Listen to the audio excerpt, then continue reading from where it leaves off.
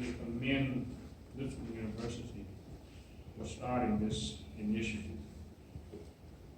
Those of you who may not know about preachers, if we don't bring notes, we just go on and on. I try to reserve myself and not bore you with some of the things that I experienced during my time in the military. I had mixed emotions about the war, about entering the military because of my association with churches. I was, as was stated, I was one of Marshall Keeble's boy preachers. I traveled all over the country with him, preaching in different places. So we were taught things like, thou shalt not kill,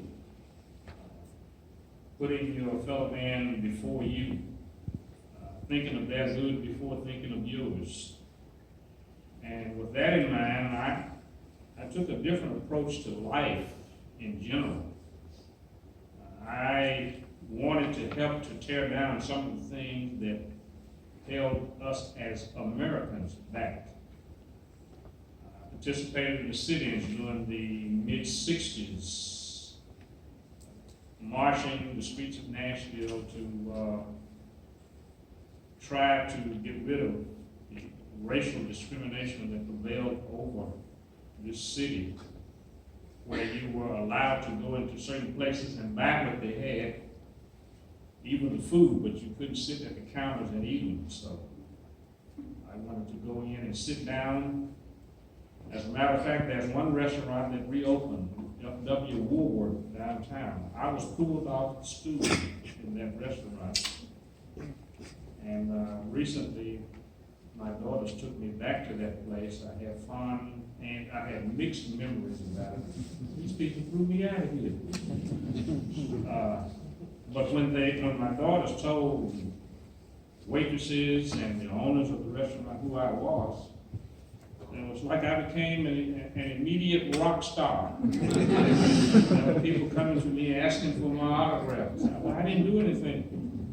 They said, you don't know the impact you've had over this city and about our coming back to this place. So I had mixed emotions about that.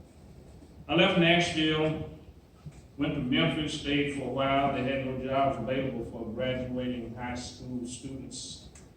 So I decided to leave Tennessee to pursue a career in the workforce in the city of Chicago, Illinois, of all places. I decided after I graduated, I was not going to go immediately into college, but I was going to work for a year, and then I had plans to attend, and I had been accepted at a junior college in York, Nebraska, York College.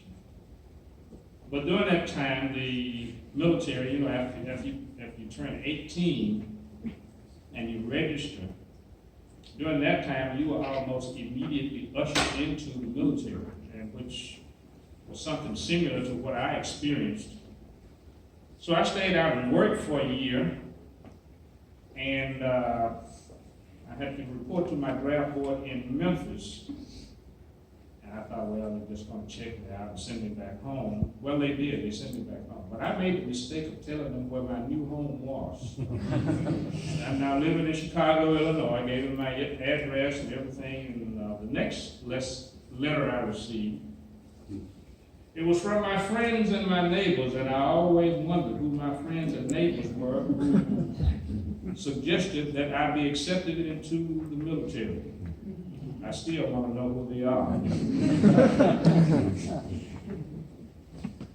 Boarded the train early one Friday morning at LaSalle Station in Chicago, Illinois. Longest train ride in my life.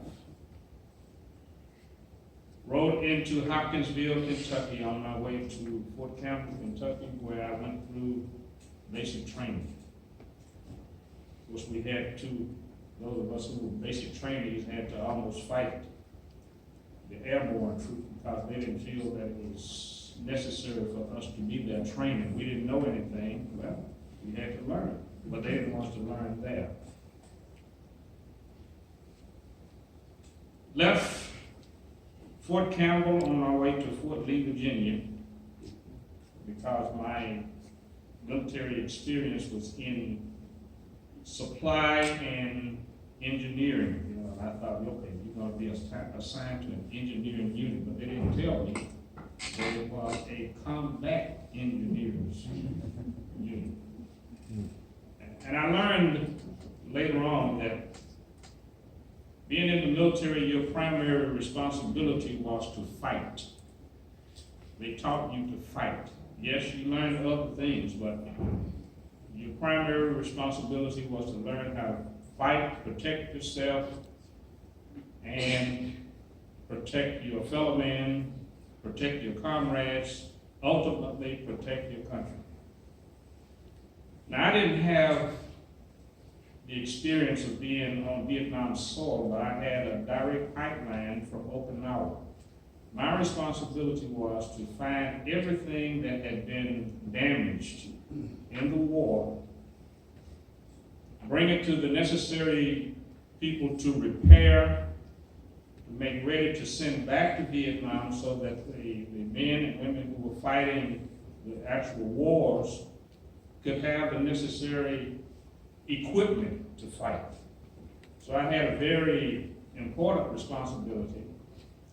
But in that, I saw a lot of things that puzzled me. I had the responsibility of sending trucks and tanks back to Vietnam to war. But when I received them, I saw torn limbs, blood throughout those vehicles.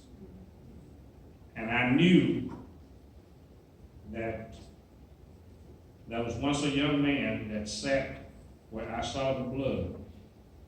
And now I'm having to send the same equipment back to that country for it to be used in war, possibly destruction of somebody else's life. I had a top security clearance so I could go to any place on the base of Okinawa, and I had the responsibility of going to some places that other soldiers couldn't go. But I also had to learn how to keep my mouth shut. You couldn't go back and tell your fellow soldiers your experience of the day. Where did you work? What did you do? I can't tell you. You wanted to share it with someone, but you knew that if you did, you could possibly be court-martialed, put out of service, be an embarrassment to your family and to your country. You didn't want to be either. So you kept a closed mouth. I accepted my responsibility as being one of the most important things that I would do for my country. And that is to make sure that our fighting men had the necessary equipment to fight. Even though I didn't believe in killing, if I had the responsibility of being called upon to go into war, and we almost were from the island of Okinawa, I'd have to do it. And I just prayed for the day that responsibility would never fall my way. Well, I've told you a little bit about some of the things that I experienced. So as I stated, I had mixed emotions. Well, to fight on the streets of the major cities, to tone down the racial issues that prevail. Should I go somewhere 10,000 miles away from home and serve my country, and then come back, as it was stated, to be a group of the most forgotten soldiers that you could ever think of? Now, I don't care where you serve, wherever you serve, you are always, during that era, a Vietnam veteran. I look at our men today, and as I close, I look at our men today who are fighting, and I have the responsibility now of transporting young men from Fort Campbell, from Fort Benning to Fort Polk, Louisiana, to train for war in different areas. And my message to them is, I want you to do whatever you can to make your way back home. I thank our veterans here who were present for their service. And I know it was a lot for you to give up to serve. But you're the fortunate ones. You made it home. God bless you. And for those who are fighting now, I think we should continue our prayers for them, no matter who we have in the White House. We as individuals should make sure that we pray for all of our veterans. Thank you again for allowing me this privilege.